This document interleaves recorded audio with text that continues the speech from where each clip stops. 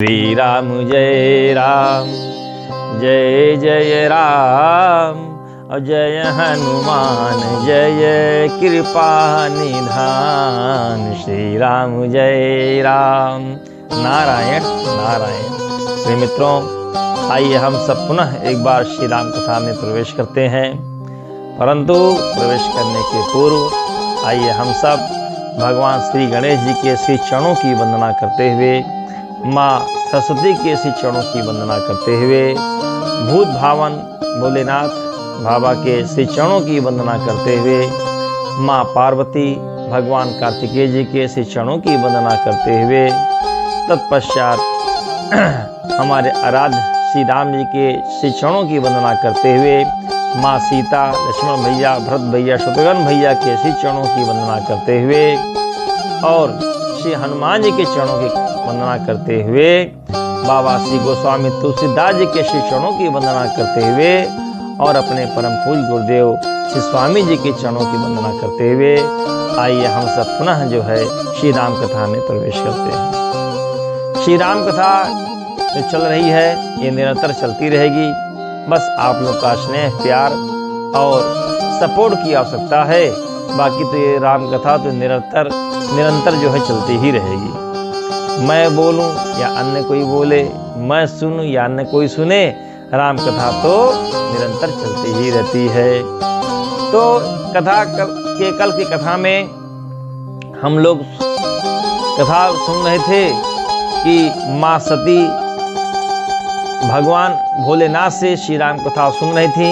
बाबा भोलेनाथ उनको कथा सुना रहे थे और कथा में व्यथा उत्पन्न हो गई क्योंकि उनको अपने मायके की याद आ गई और ऊपर से सब देवी देवता अपने विमान से जाने लगे। तो माता जी ने वहीं पर भगवान को बोला कि बाबा कथा रोक दो, पहले हमें व्यथा में जाना है। व्यथा माने संसार की तरफ हमें जाना है। लेकिन यहाँ पर बाबा भोलेनाथ ने बहुत समझाया कि देवी आप कथा सुनिए, व्यथा में मत जाइए। परंतु माता का चित्त नहीं माना, मन नहीं माना। उन्हें अपने ससुराल की याद आने लगी और वो हट करके बाबा भोलेनाथ से जाने के लिए तैयार हो गई। जब चलने के लिए तैयार हो गई तो माता सती 2 गण लेकर यहाँ से अपने पिता की ओर प्रस्थान करती हैं। और जो शिव को उठा कर जाएगा उसको जगत भी रूठा दिखाई देगा। और इधर कनखल में राजा दक्ष ने कठोर सूचना करा दी कि हो सकता है कि शिव तो ना आए लेकिन सती आ सकती है। अगर सती का भी सम्मान किया तो उसका वध कर दिया जाएगा। और उसी सूचना के अनुसार सती ने जब कनखल में प्रवेश किया तो दक्ष त्रासु काहु न सन्मानी। दक्ष त्रास किसी ने सम्मान नहीं किया। क्यों? क्योंकि पिताजी ने पहले बता दिया था कि अगर सती आएंगी कोई सम्मान नहीं करेगा, अन्यथा जय माता दी हो जाएगा। तो पूरा नगर जहां पहले उनके आने पर आरती लोग दौड़ते थे कि आरती करना है, माता सती आई हैं। लेकिन अब देखिए समय स्थिति विपरीत हो गई है कि वहां पे जा रही हैं तो कोई उनका सम्मान करने वाला भी नहीं है। लोग प्रणाम करते थे, आशीर्वाद लेते थे, लेकिन अब आप शिव भगवान को रूठा कर आई हो तो जगत भी तुमसे रूठा ही रहेगा। शिव प्रसन्न तो जगत भी प्रसन्न।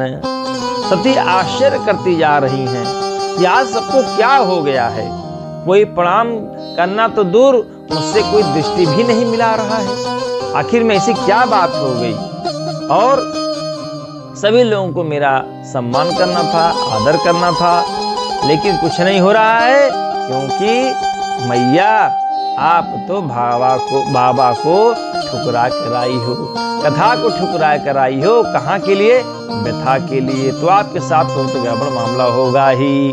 तो यहाँ पर गोस्वामी जी लिखते हैं कि जब पिता के भवन में सती आई हैं तब क्या दशा हुई है कि पिता भवन जब गई भवानी अदक्ष त्रास का हुन सन्मानी।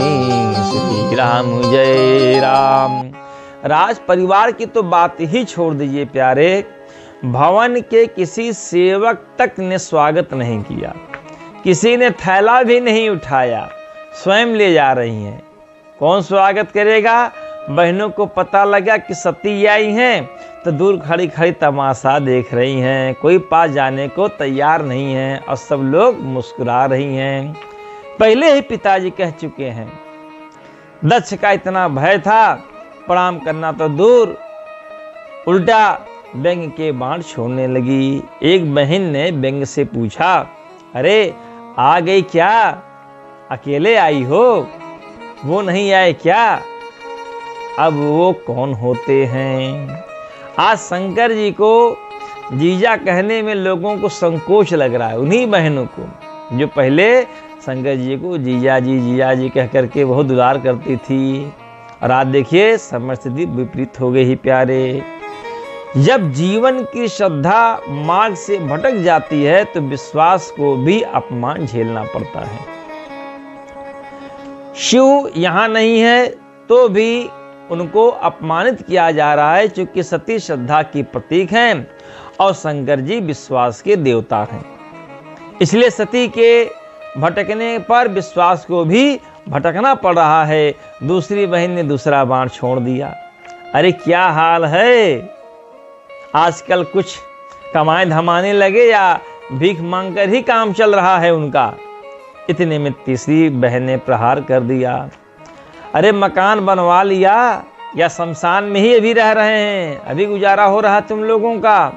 चौथी दिशा से एक और व्यंग आ गया। आजकल कुछ कपड़े लत्ते ओढ़ने पहनने लगे हैं या नंग धड़ंग ही घूमते रहते हैं। और इस प्रकार व्यंग पर व्यंग सारी बहनें जो है माँ सती को बोल रही हैं। सती के शरीर से जैसे क्रोधाग्नि पैदा हो गई। और आपको क्या बताऊं, आप सबको क्या हो गया है? इनको कुछ नहीं हुआ। देवी तुमको हो गया है, इनको कुछ नहीं हुआ, हुआ तो तुमको है। यहाँ गोस्वामी जी ने माँ के स्थान को सुरक्षित किया है। माँ के बारे में गोस्वामी जी ने लिखा, क्या लिखते हैं? सादर भलही मिली एक माता, अब भगन मिली बहुत मुस्काता। श्री राम जय राम। बहनें तो व्यंग की बौछार छोड़े जा रही हैं, व्यंग की मुस्कुराहट बिखेर रही हैं, लेकिन प्यारे माँ तो माँ होती है। स्थिति परिस्थिति किसी भी स्थिति परिस्थिति में हो, परंतु माँ तो माँ होती है। वो अपने बच्चों के लिए सदा ललायित रहती है। गोस्वामी जी ने यहाँ मातृत्व की रक्षा की है। संतान बिगड़ जाती है लेकिन माँ तो माँ रहती है। माँ ने बिटिया को हृदय से लगा लिया। बेटी मैं तेरे साथ हूँ। आजकल तेरे पिता की बुद्धि थोड़ी बिगड़ी हुई है, उनकी बातों पर ध्यान मत देना। उनमें तो अहंकार है, तुझे तो पहले से ही मालूम है, लेकिन मैं तेरे साथ हूँ। ऐसा लगा जैसे मानो जलते हुए शरीर को शीतल लेप लगा दिया गया हो। थोड़ी सी सांत्वना मिली, लेकिन भवन से निकल करके गंगा के किनारे जहाँ मंडप था सती वहाँ पहुँच गई। विशाल यज्ञ मंडप उन्होंने देखा। यज्ञ वेदिका से यज्ञ की ज्वाला आकाश को स्पर्श कर रही है। स्वाहा स्वाहा की ध्वनि का उद्घोष चारों ओर गूंज रहा है।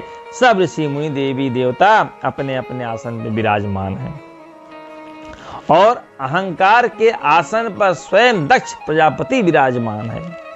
दूर से जब दक्ष ने सती को आते हुए देखा तो एकदम क्रोध में लाल हो गए। बोले तो कुछ नहीं, लेकिन जैसे सारे शरीर में क्रोध आग एकदम भभक उठ रही हो। एकदम जैसे शरीर के हर एक अंग में आग लग गई हो। ऐसे ही सती ने मंडप के अंदर प्रवेश किया। चारों ओर दृष्टि घुमा के देखा तो न शंकर जी का कोई भाग दिखाई दिया, न शंकर जी का कहीं आसन दिखाई दिया। पति का अपमान सह नहीं पाई वो।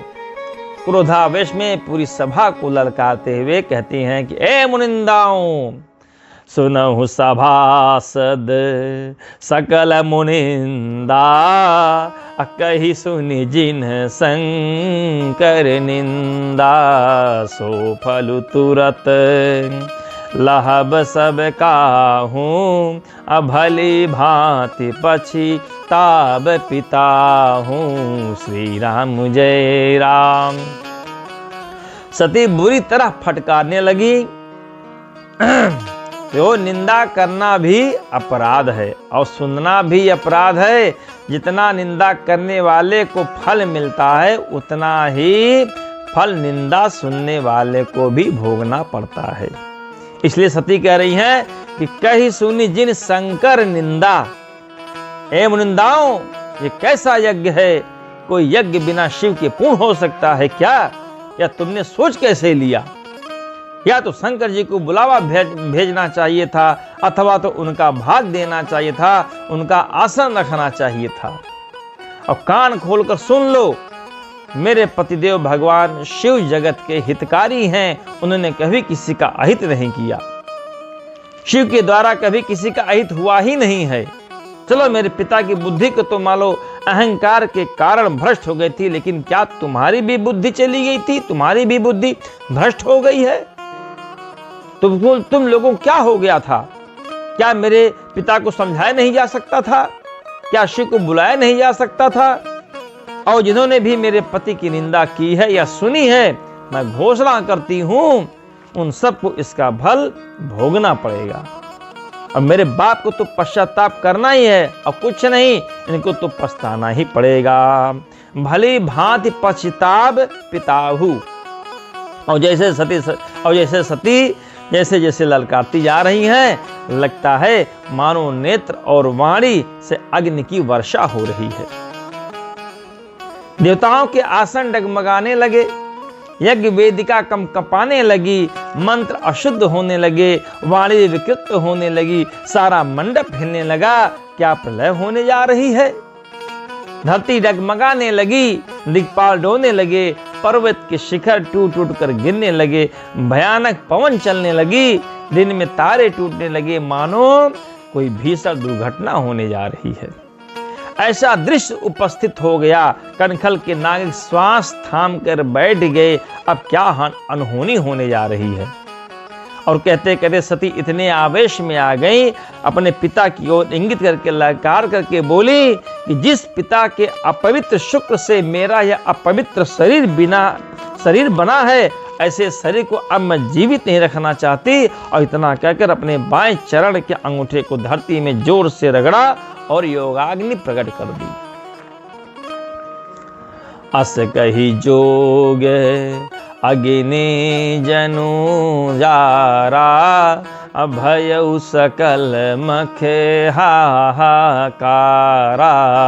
अस कही जोग अग्नि तनुजारा, अभयउ सकल मखे हाहाकारा। पूरे शरीर से योगाग्नि की लपटें निकलने लगी प्यारे, और पूरा हाहाकार मच गया। यज्ञ मंडप में पूरा हाहाकार मच गया। सती के साथ जो दो गण आए थे, वो यज्ञ को विध्वंस करने लगे। और इधर कैलाश में भगवान शिव का चित्त डोलने लगा। जैसे उन्होंने ध्यान से देखा तो घटना दिखाई दे गई। उन्होंने तुरंत अपने जटा से एक बाल निकाला और पटक करके वीरभद्र को पैदा किया, और वीरभद्र को यज्ञ विध्वंस करने के लिए भेजा और कहा, वीरभद्र जाकर यज्ञ का विध्वंस करो और दक्ष को उचित दंड दो। वीरभद्र ने जाकर के शेष यज्ञ को विध्वंस कर दिया, सती के पिता का सिद्धार्थ से अलग कर दिया। बाद में भृगु ऋषि ने प्रभु की बहुत अनुनय विनय की। शंकर जी तो करुणा के अवतार हैं। कर्पूर गौरम करुणावतारम, कर्पूर गौरम। थोड़ी सी स्तुति हुई तो शिव प्रसन्न हो गए। प्रसन्न होकर बोले कि बोलिए क्या कहना है। भृगु ऋषि ने कहा, भगवान जो भूल हुई है उसे क्षमा कर दीजिए। तब प्रसन्न होकर शिव ने दक्ष जी को दक्ष को उनका जो धड़ था बकरे का लगा दिया, प्लास्टिक सर्जरी की गई, दक्ष को जीवित कर दिया गया। फिर बाद में जो शेष यज्ञ रह गया था पूर्ण कराया। अब गोस्वामी जी ने सारे प्रसंग को केवल एक पंक्ति में पूरा कर दिया। क्या कि भय जग विदित दक्ष गति सोई, जसि कछु शंभु विमुखे कई होई, श्री राम जय राम। तो जो गति शिवद्रोही की होनी चाहिए थे वही गति दक्ष प्रजापति की हुई। इस प्रसंग पर थोड़ा सा गंभीरता से विचार करिए। इतने बड़े व्यक्ति का यज्ञ, साक्षात देवता शरीर लेकर जिस यज्ञ को पूर्ण करने आहुतियां लेने के लिए स्वयं पधारे हैं, भारत के सभी ऋषि मुनि इस समय यज्ञ के अंदर विराजमान है, लेकिन तब भी यज्ञ पूरा नहीं हो सकता। कारण क्या है कि दक्ष द्वारा की गई भूलें इसका कारण थी। एक तो यज्ञ में ना तो ब्रह्मा जी बुलाए गए थे, ना भगवान विष्णु बुलाए गए थे, और ना भगवान शिव ही बुलाए गए थे। अब तीनों के बिना यह यज्ञ कहाँ से हो रहा है? ब्रह्मा जी को विधि कहा गया है, भगवान विष्णु चित्त हैं, सैमिष्ट की आत्मा हैं, और भगवान शिव कल्याण के देवता हैं। इस यज्ञ में ना विधि विधान हो, ना कोई कर्म कांड हो, उस यज्ञ में ना उसकी आत्मा है, और ना जिस यज्ञ में समाज कल्याण की भावना हो, वह यज्ञ पूर्ण कैसे हो सकता है? इस नाटक के पीछे शंकर जी को केवल अपमानित करने के लिए षड्यंत्र रचा गया था। क्या ऐसा कोई त्याग है जो दूसरे को अपमानित करे? ऐसा कोई धर्म हो सकता है जो दूसरे को अपमानित करे? क्या ऐसा कोई परमार्थ हो सकता है जो दूसरे को नीचा दिखाए? अगर दूषित वृत्ति से भी शुद्ध कर्म किए जाएंगे तो उनका परिणाम शुभ नहीं आएगा। आज समाज में परमार्थ के नाम पर बड़े बड़े शुभ कार्य किए जा रहे हैं, लेकिन वे पूर्ण होते दिखाई नहीं दे रहे हैं। उसका कारण है बैनर से तो परमार्थ लगा है, लेकिन बैनर के पीछे जो भावना छुपी है उसमें कहीं न कहीं स्वार्थ बैठा हुआ है। आज कई लोग चर्चा करते हैं अच्छे बुरे के संघर्ष में। आज अच्छे लोग हारते हुए दिखाई दे रहे हैं और बुरे लोग बढ़ते हुए दिखाई दे रहे हैं। कई लोग ऐसी टिप्पणी करते हैं कि देखो, ऊपर से देखने में तो ऐसा लगता है कि हाँ अच्छे लोग हारते हुए दिखाई दे रहे हैं, लेकिन जब आप उनके अंतरंग में प्रवेश करके देखेंगे तो दृश्य आपको कुछ और ही दिखाई देगा। या कभी हो ही नहीं सकता कि बुरे लोग जीते और अच्छे लोग हारें, लेकिन जिससे हम अच्छे बुरे का संघर्ष कहते हैं वह अच्छे बुरे का संघर्ष नहीं है, अपितु कम बुरे और अधिक बुरे का संघर्ष है। और कम बुरे और अधिक बुरे में जब संघर्ष होगा तो कम बुरा हार होगा। दो चोर चोरी करने जाएं और एक डरते डरते जाए और दूसरा धड़ल्ले से जाए। चोर दोनों हैं, चोरी दोनों करना जानते हैं, लेकिन एक डरपोक चोर है और एक हिम्मती चोर है। तो जो डरपोक चोर होगा वह पकड़ा जाएगा, और जो धड़ल्ले से जाएगा चोरी कर लाएगा। इसका अर्थ यह मत लगाइए कि जो नहीं करते वे प्रयोग करके देख लें, ऐसा नहीं है। यज्ञ तो समर्पण को कहा है प्यारे। यज्ञ में जो आहुति दी जाती है वह प्रतीक है। यज्ञ में जो सामग्री बनती है उसमें जौ, धान, तिल, घी और शक्कर, इन 5 वस्तुओं से सामग्री बनाई जाती है। तिल हमारे यहाँ तमोगुण का प्रतीक है, जौ रजोगुण का प्रतीक है, धान सतोगुण का प्रतीक है, घी स्नेह का प्रतीक है, शक्कर या श्रद्धा का प्रतीक है। श्रद्धा और प्रेम से हम अपने जीवन के सतोगुण, रजोगुण, तमोगुण तीनों को अग्नि में समर्पित कर रहे हैं। हर मंत्र के साथ बोला जाता है ओम अग्नये स्वाहा, इदम अग्नये, इदम नमः। ये सब मेरा गिलास से आप पानी ना तो ये सब अग्नि का है, ये मेरा नहीं है। भगवान और इसको भस्म करने के बाद भी यदि अहंकार बढ़ता है तो फिर वह समर्पण नहीं है, वह हमारा नाटक था। क्योंकि दक्ष का जो यज्ञ है यह ईर्ष्या, मत्सर और मात्सर्य से भरा हुआ है। मात्सर्य कहते हैं आगे बढ़ते हुए व्यक्ति को देखकर मन में जो ईर्ष्या का भाव पैदा होता है उसे ईर्ष्या मात्सर्य कहते हैं। आजकल हम देखेंगे कि धार्मिक आयोजनों की भी बाढ़ सी आ रही है, लेकिन बाढ़ कभी भी कल्याणकारी नहीं होती। ना बाढ़ पानी की अच्छी होती है, ना बाढ़ धन की अच्छी होती है, और ना बाढ़ धर्म की ही अच्छी होती है। धन भी मर्यादा में चाहिए, धर्म भी मर्यादा में चाहिए, नदी भी मर्यादा में चाहिए। आज धार्मिक आयोजनों की प्रतिद्वंदता बढ़ती जा रही है, धर्म के कारण से धार्मिक आयोजन हो रहा है। ऐसा नहीं है, मैं कोई आक्षेप नहीं कर रहा, लेकिन अनुभव ऐसा कहता है प्यारे, इसमें प्रतियोगिता अधिक दिखाई देती है। अभी आप जाइए एमपी वगैरह में तो आप वहाँ पर जो कथा था आप देखेंगे, अगर पड़ोस वाला अगर 5 लाख रुपया खर्च किया है तो अगला सोचता है कि मैं तो 7 लाख रुपया खर्च कर दूंगा, इसने इतनी व्यवस्था की, इससे कहीं मैं ज़्यादा व्यवस्था करूंगा। तो अपने केवल दिखावा के लिए वो फिर कथा करवाता है। और अच्छा है कम से कम इसी बहाने लोग कथा तो करवा रहे हैं, कथा तो सुन रहे हैं, ठीक है। तो ईर्ष्या भी मनुष्य से अच्छे काम करा देती है, अहंकार भी कई बार अच्छे काम करा देता है। इसलिए वेद व्यास भगवान ने कहा है कि धर्म के पीछे मूल में अगर श्रद्धा है तो वह धार्मिक कार्य है। धर्म के मूल में अगर श्रद्धा दूषित है तो परिणाम उसका अधर्म जैसा होगा। आखिर वशिष्ठ और विश्वामित्र के उदाहरण से आप अच्छी तरह समझ सकते हैं कि त्रिशंकु को सदैव स्वर्ग भेजने के पीछे विश्वामित्र जी का जो भाव था वह त्रिशंकु को स्वर्ग भेजने का नहीं था, बल्कि वह वशिष्ठ जी को नीचा दिखाने के लिए था।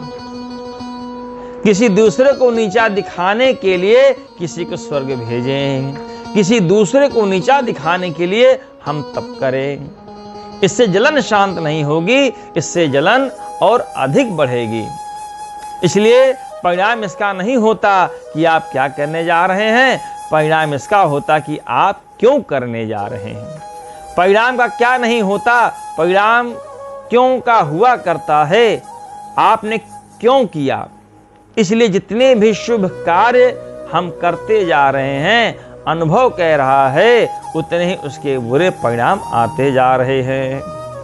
तो प्यारे, सर्वत्र प्रेम की बात चल रही है, चारों ओर प्रेम के गीत गाए जा रहे हैं, प्रेम के प्रवचन, प्रेम के भजन गाए जा रहे हैं, प्रेम की धर्म की बातें तो कही जा रही हैं, लेकिन प्रेम का धर्म का दर्शन कहीं नहीं दिखाई देता।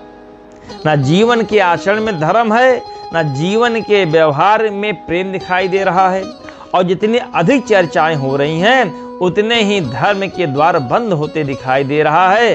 फिर हम बाकी चीजों को दोष देते हैं। संसार विष से भरा है प्यारे, अरे भाई जगत में कुछ भी जहर नहीं है। परमात्मा की पूरी सृष्टि अमृत से भरी हुई है, लेकिन जब मनुष्य ने अपने स्वभाव से परमात्मा के सारे अमृत को विषैला कर दिया तो उसमें परमात्मा की क्या गलती है। अगर आप गलत सिद्धांतों को बहुत लंबे समय तक दोहराते चले आएंगे तो यह फिर भूल ही जाएंगे कि सिद्धांत गलत है। सिद्धांत गलत नहीं होता, व्यक्ति गलत होता है। गलत व्यक्ति सिद्धांत को भी लेकर चलेगा, उसका भी गलत उपयोग करेगा। एक पंखा बेचने वाला था,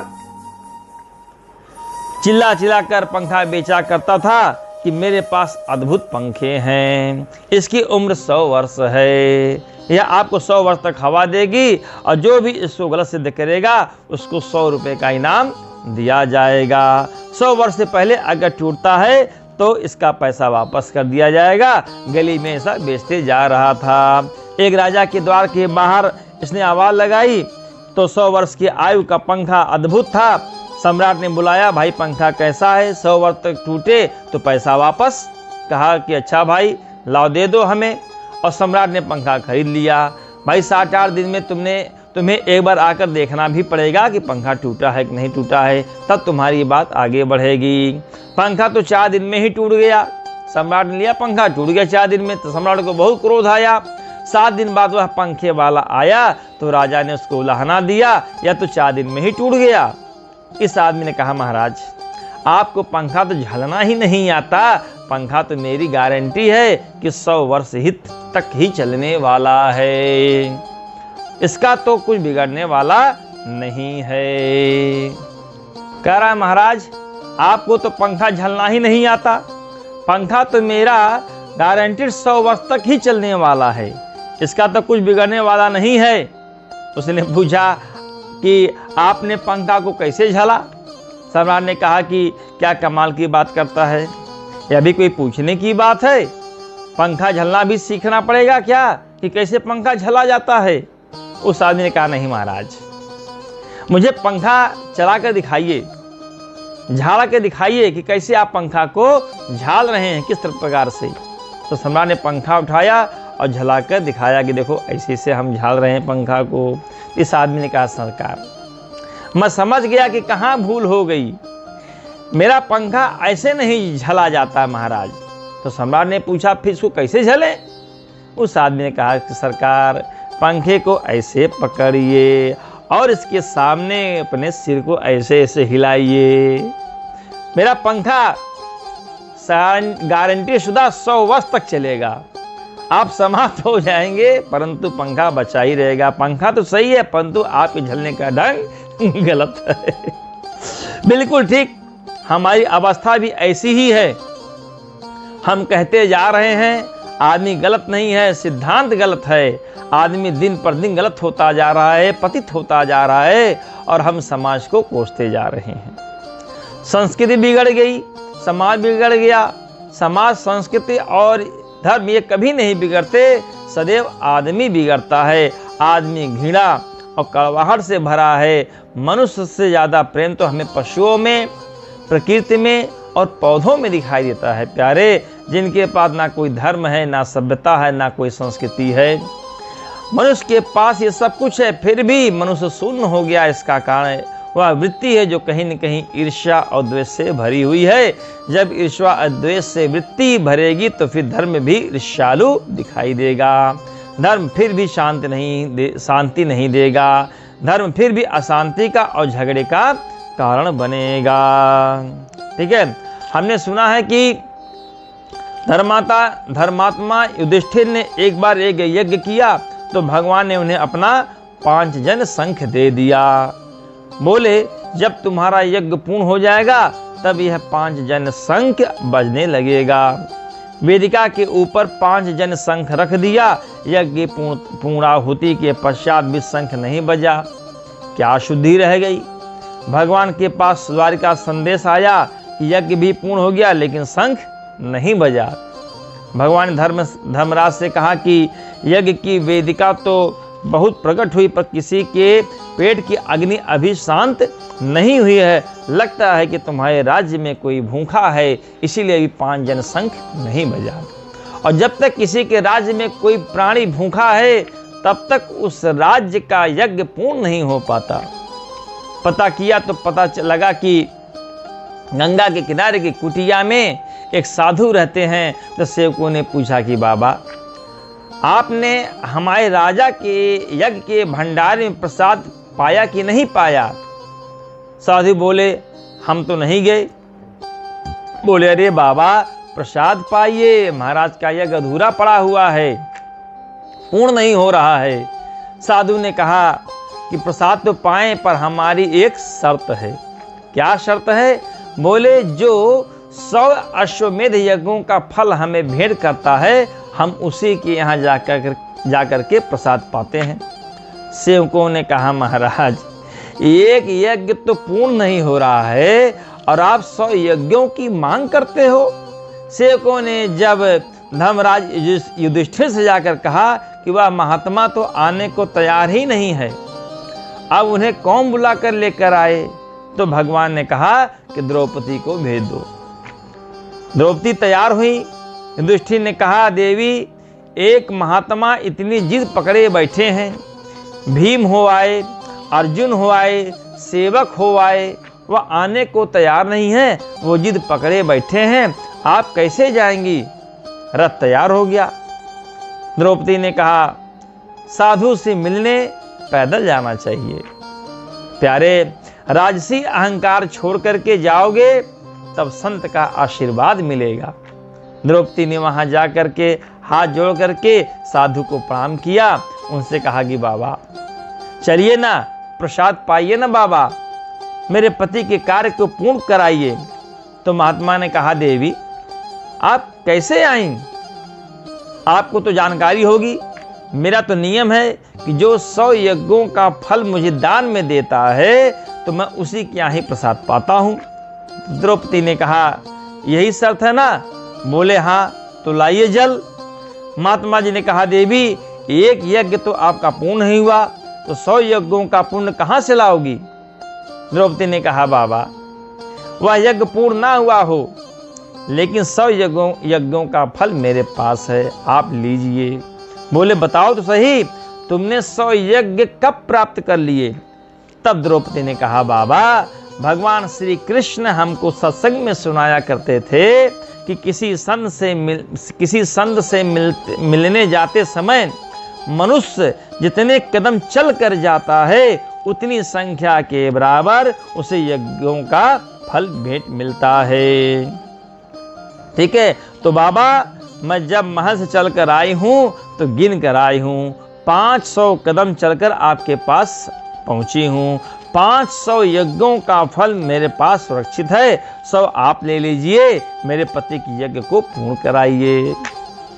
400 फिर भी मेरे पास बचेंगे। बाबा मौन हो गए और आकर के जब प्रसाद पाया तब 5 जन ने उद्घोषणा की है कि जब तक राजा के राज्य में एक भी प्राणी भूखा है तब तक किसी भी राजा को अपने शासन को सुशासन कहने का अधिकार नहीं है। बोलो नारायण। तो आज तो अखबारों में विज्ञापन भरे जाते हैं, हमारे शासन में हमने ये किया और विज्ञापन उसी को छापने पड़ते हैं और कुछ नहीं करना, वह केवल छाप कर अपनी छाप को छोड़ना चाहता कि हम बहुत कुछ कर रहे हैं।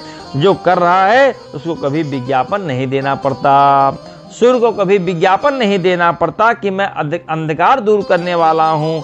सूर्य प्रकट होता है और हमको पता लग जाता है कि सूर्य उदित हो गया, दिन निकल आया, प्रकाश हो गया, उजाला आ गया। तो यज्ञ की बड़ी महिमा है प्यारे। यज्ञ तो हमारे जीवन को अंदर से बदलता है, हृदय को बदलता है। पुराणों में ऐसा वर्णन है कि कोई 100 अश्वमेघ यज्ञ पूर्ण कर लेता है तो उसको इंद्र का पद मिलता है, ऐसा पुराणों के अंदर घोषणा हुई है। तो प्यारे आइए यहीं पर हम लोग कथा को विश्राम देते हैं और आगे कथा में हम लोग पुनः प्रवेश करेंगे।